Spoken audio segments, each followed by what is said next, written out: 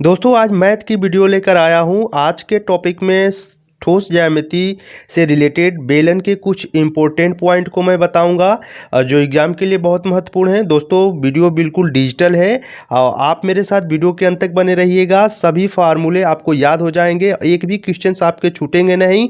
तो दोस्तों आइए वीडियो स्टार्ट करते हैं।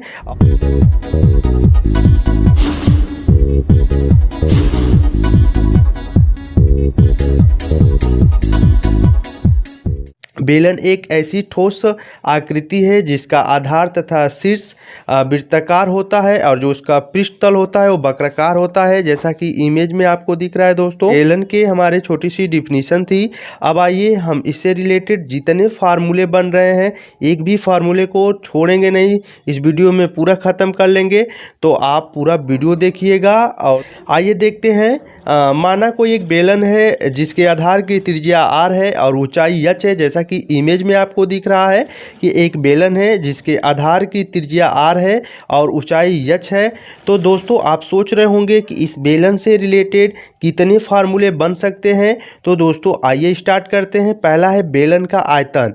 तो दोस्तों बेलन का आयतन πr² h होता है जिसकी यूनिट होती है घन इकाई। तो दोस्तों इस फार्मूले में आपको अगर ऊंचाई दिया हो बेलन का और त्रिज्या दिया हो तो आप बेलन का आयतन बहुत ही आसान तरीके निकाल सकते हैं। दोस्तों पाई का मान दोस्तों 22/7 होता है और ध्यान दीजिए पाई एक अपरिमेय संख्या है और दोस्तों 22/7 एक परिमेय संख्या है। नेक्स्ट पॉइंट है बेलन का वक्र पृष्ठ। दोस्तों बेलन का वक्र पृष्ठ होता है 2πrh जिसकी यूनिट होती है वर्ग इकाई। ध्यान दीजिएगा।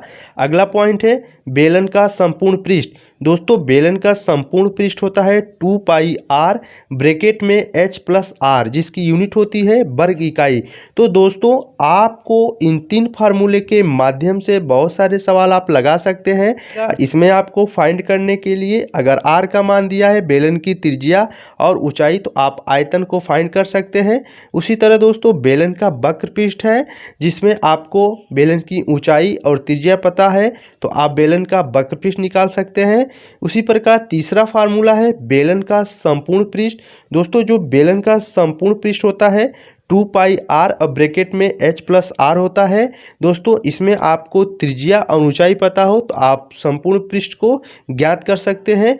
तो दोस्तों सभी फार्मूले महत्वपूर्ण है, वीडियो बिल्कुल डिजिटल है, आप मेरे साथ पूरे लास्ट तक बने रहिए। बेलन के जितने फार्मूले हैं सभी को बताऊंगा दोस्तों। तो अब इससे रिलेटेड कुछ इंपॉर्टेंट पॉइंट को हम देखेंगे। तो दोस्तों क्या आप जानते हैं, सोच रहे होंगे कि आपको क्या पता है और क्या नहीं पता है, तो आइए हम कुछ नया देखते हैं। तो दोस्तों यदि दो बेलन हैं, उनके आधार की त्रिज्याएं क्रमशः r1 तथा r2 हैं और उनकी ऊंचाइयां क्रमशः h1 तथा h2 हैं और उनका आयतन v1 तथा v2 है और उसका पृष्ठ s1 तथा s2 है। तो दोस्तों यहाँ पर आपको दो बेलन मिलेंगे। इन दोनों बेलन में आप देख रहे होंगे कि दो बेलन में जिनकी त्रिज्या r1 और r2 है, पहले बेलन की ऊंचाई h1, दूसरे बेलन की ऊंचाई h2 है। तो दोस्तों आप यहाँ से बहुत सारे रिलेशन को फाइंड करेंगे, मैं उसके लिए आपको सूत्र बताऊंगा। तो बेलन का जो आयतन है v1 बराबर v2, अगर वो समान है तो उनके बीच देखिए रिलेशन होगा r1 संबंध है r2 बराबर √h2/h1। दोस्तों इस पॉइंट को ध्यान दीजिएगा, वेरी वेरी इंपॉर्टेंट है। बीच में s1 संबंध है h2 का जो मान होगा √h1/h2 के बराबर होगा। तो इस पॉइंट को ध्यान दीजिएगा कि जब भी दो बेलन हैं, उन दोनों बेलन का आयतन समान है तो उनके बीच त्रिज्या और ऊंचाई में और उसके पृष्ठ में क्या अनुपात होता है, वेरी वेरी इंपॉर्टेंट है दोस्तों, क्वेश्चंस पूछे जाते हैं तो आप ध्यान दीजिएगा। यदि देखिए अगला पॉइंट है, अगर S1 बराबर S2 है तो रिलेशन क्या बनेगा दोस्तों, ध्यान दीजिए V1 रेशियो V2 बराबर R1 रेशियो R2। जो उसका आयतन है उसका अनुपात त्रिज्या के अनुपात के बराबर होगा।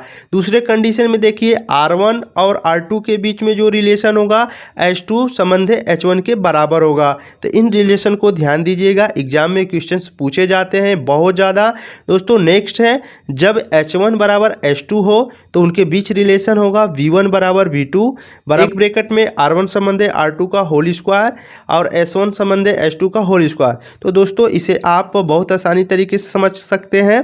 S1 और S2 के बीच में रिलेशन है R1 संबंध है R2।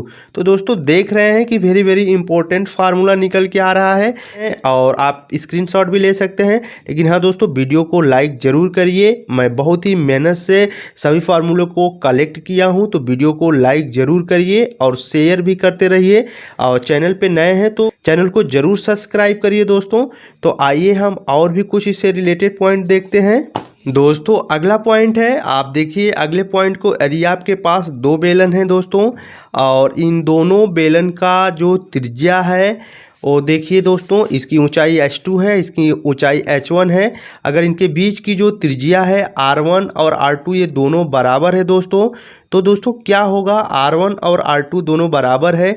देखिए इनके बीच रिलेशन निकल के आएगा कि v1 रेशियो v2 होगा वो h1 रेशियो h2। मतलब दोस्तों जो उसका आयतन का अनुपात होगा उसके ऊंचाई के अनुपात के बराबर होगा।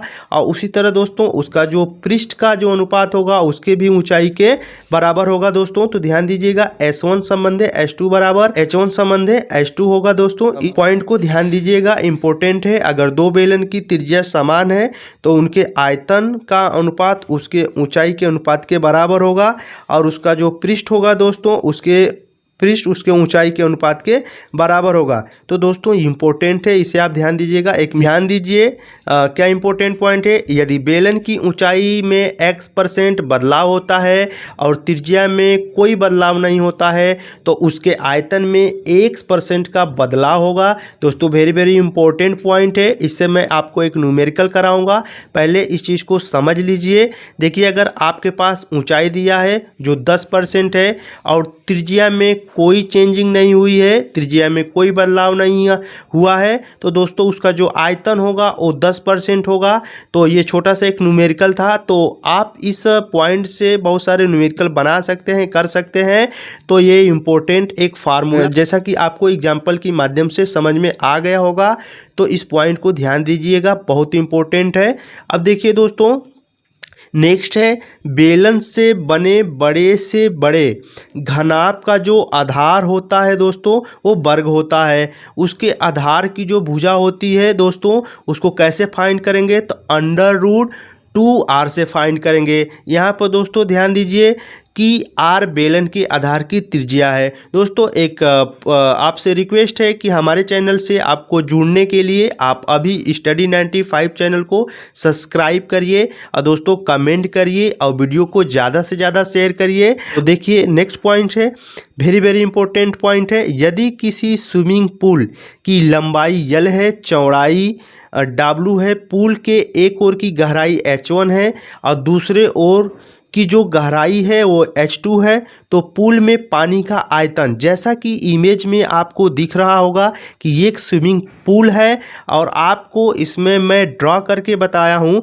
कि पूल की जो लंबाई है L है और उसकी चौड़ाई है वो W है और पूल के एक ओर की गहराई H1 है और दूसरी ओर की गहराई H2 है। तो दोस्तों इस स्विमिंग पूल में कितना पानी है और पूल में पानी का कितना आयतन होगा, कैसे फाइंड करेंगे, तो इसके लिए एक सूत्र बता रहा हूं दोस्तों। नीचे देखिए पूल में पानी का आयतन आपको ब्रैकेट में 1/2 दोस्तों, छोटा ब्रैकेट में H1 प्लस H2 ब्रैकेट बंद गुणे L, फिर बड़ा कोष्टक लगाएंगे और गुणे उसके W से गुणा करेंगे तो पूल में पानी का आयतन मिल जाएगा। दोस्तों वीडियो लाइक करिए अच्छी लग रही हो तो। अब देखिए जब किसी आयताकार या वर्गाकार शीट को बेलन के रूप में बदला जाए तो दोस्तों क्या होगा कि कोई एक आयताकार और वर्गाकार शीट को बेलन के रूप में बदला जाए तो दोस्तों बेलन का आयतन क्या होगा। जैसा कि इमेज में आपको दिख रहा है कि एक आयताकार या वर्गाकार शीट है, इसे हम बेलन के रूप में बदलते हैं तो उसका आयतन क्या होगा, तो बेलन का आयतन शीट की दूसरी भुजा का स्क्वायर गुणे ऊंचाई अब बटे 4 पाई, यही फार्मूला है। इस फार्मूले से आप क्वेश्चंस को सॉल्व कर सकते हैं। बेलन के कुछ इंपॉर्टेंट फार्मूले थे, तो वीडियो आपको काफ़ी अच्छी लगी होगी और मैं सभी फार्मूले को बहुत मेहनत से कलेक्ट किया हूं। तो दोस्तों, आप मेरे वीडियो को पहली बार देख रहे हैं, मेरे चैनल पे नए हैं, तो दोस्तों वीडियो को लाइक ज़रूर ही करिए और मेरे चैनल से जुड़ने के लिए आप सब्सक्राइब करिए, साथ में बेल आइकन जरूर दबाइए। इसी तरीके का वीडियो आपको टाइम टू टाइम मिलती रहे और जल्द ही मिलते हैं अगले वीडियो में। तब तक के लिए जय हिंद, जय भारत।